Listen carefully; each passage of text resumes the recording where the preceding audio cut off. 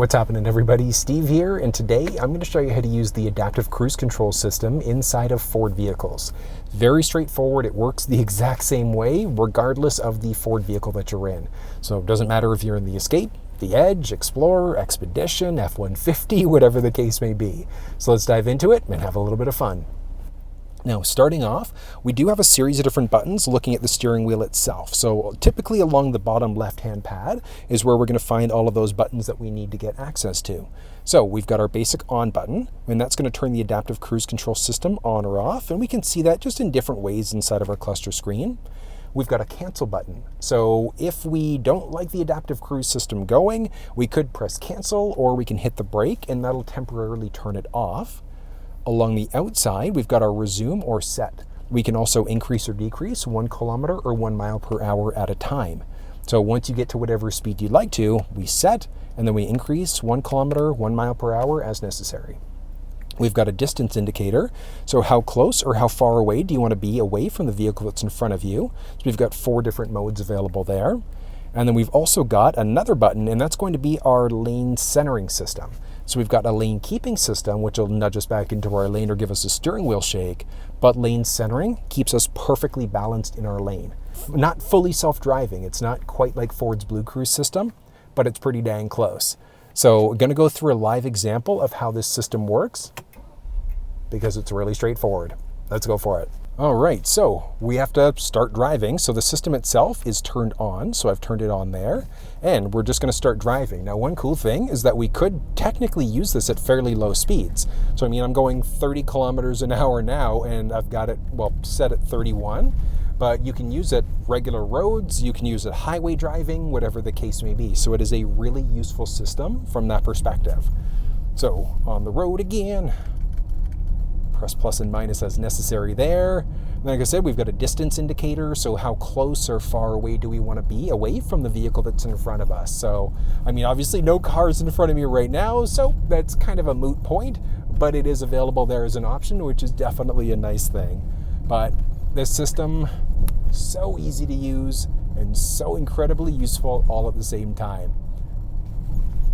Here we go. One thing, because it's obviously not fully self-driving, we do still have to work the brake, etc.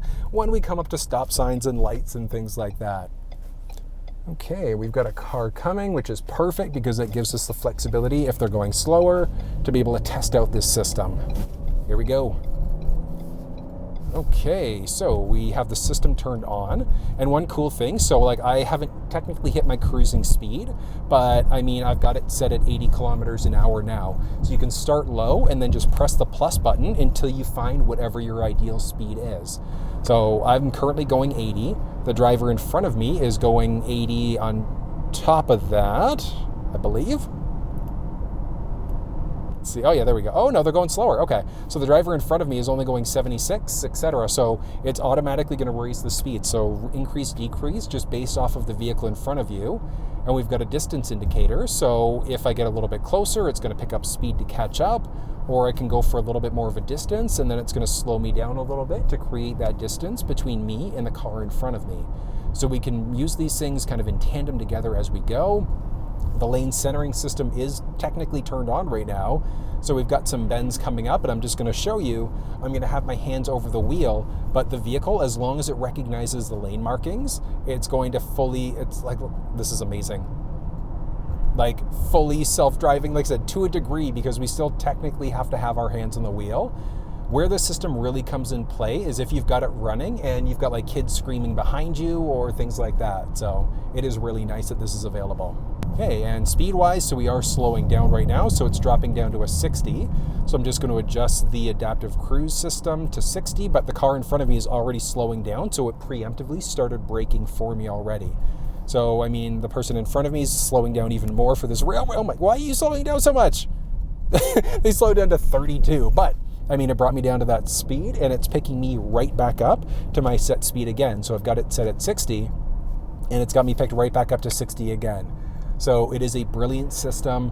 Stop and go capabilities, so it can bring us down to a complete stop. We can tap resume there as well if we want to just pick back up to that speed again.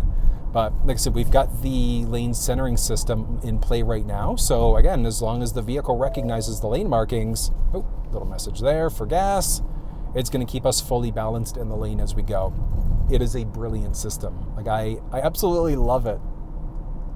So good. And this is perfect because I'm hoping the person in front of me is going to come to a stop there, just to show you the distance indicator and how that works. So I am going to be going furthest distance so that it actually does brake. Oh, they're turning left. Not ideal, but I'm going to have to... So like I said, this will bring us down to a complete stop if it recognizes it, but we do still have to brake if we're coming up to a light. So we have no way around that. We have to brake as of right now. So not fully self-driving, but pretty dang close. But like I said, super straightforward. We can easily turn the system on, off as necessary there. Because we're stopped right now, we don't have the option to be able to activate. So it's once we start driving, we can turn on our system. All right, and we are going.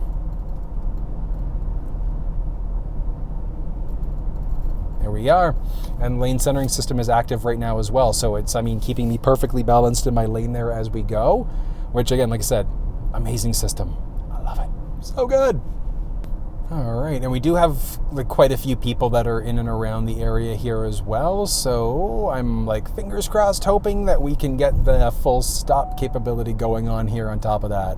Now you heard that chime there, and that's because we're going slow. There we go. So it couldn't recognize the lane markings. So that lane centering system obviously won't work if the car can't recognize lane markings. So that's why it ended up turning off there. Oh, this person's going to blow through this light. They don't care. Well, it's still technically green, so it doesn't really matter, but... Oh, braking!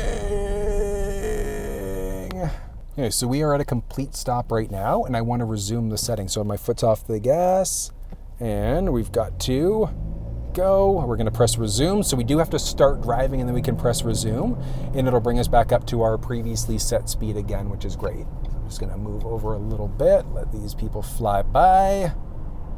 What are speed limits for anyways? Can't wait back to the future style. Where we're going, Marty, we don't need roads. Ooh, this is perfect. Okay, here we go.